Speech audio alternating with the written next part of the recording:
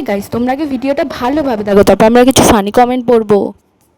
হৃদয় আমাদের বাড়িতে আসলে আমি সবসময় চেষ্টা করি কিছু না কিছু খাবার বানিয়ে দেওয়ার। আজকে আমাদের বাড়িতে হৃদয় এসেছিল আর ওরা দুজনে মিলে দোতলায় ভিডিও করছিল। সব দিন সুমি ভিডিও করা হয়ে গেলে আমাকে ফোন করে, মা কিছু খাবার আমাদের জন্য বানিয়ে নিয়ে এসো, করে বসে আমরা খেয়ে নেবো। তো আজকে আমি ভেবেছি সুমি খাবার চাওয়ার আগেই আমি খাবারটা বানিয়ে নিয়ে যাবো সুমির জন্য। এই হঠাৎ করে যে আমি কি খাবার বানাবো সেটাই আমি বসে বসে ভাবছিলাম। এর মধ্যেই আমার মনে পড়ে গেল সুমির বাবা তো কটা দিকে আমি ফুচকা দিয়ে চুরমুর বানাবো। প্রথমে এদিকে তোমাদের সঙ্গে কথা বলতে বলতে আমার চুরমুর মাখানো সব রেডি। আমি ভেবেছিলাম সুমি খাবার না চাইতেই আমি আগে খাবার নিয়ে চলে যাবো সামনে, কিন্তু সেটা আর হলো কোথায়। ওপর থেকে ভিডিও করে নিচে চলে এসেছে। আমাকে বললো, মা নিচেও আমার অনেক কাজ আছে, এখন এই দিদি। এদিকে খাবার দেখে তো সুমি আমাকে বলছে, মা আজকে তুমি কি খাবার বানিয়ে এনেছো? এটা আমি বলবো না, তুই বলতে কি খাবার বানিয়ে এনেছি তোর জন্য। কি সুন্দর গন্ধ বেরিয়েছে, মা চেনা চেনা মনে হচ্ছে খাবার। নে এবার দুজনে খেয়ে নিয়ে খাবারটা বল কেমন হয়েছে। এদিকে আমি তো পুরো চিন্তায় আছি চুরমুর বানানোটা কেমন হলো। ছেলে আমার এগুলো খেতে খুব ভালোবাসে। ছেলেকে ফোন করেছি নিচে এসে খেয়ে যা, দেখ নতুন একটা খাবার বানিয়েছি। এদিকে হৃদয় আর সুমি খেতে খেতে বলছে, মা দারুণ হয়েছে তোমার এই চুরমুর মাখা। আর হৃদয় বলছে, আমি আগে খেয়ে নিই পরে কথা বলবো। বাড়ি কিছু आइए देखते हैं।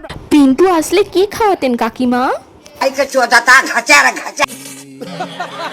হেলিকপ্টার কাকিমা, হৃদয় যেভাবে তোমাদের বাড়িতে থাকছে দেখবে খুব তাড়াতাড়ি নাতি নাতনির মুখ দেখতে পাবে।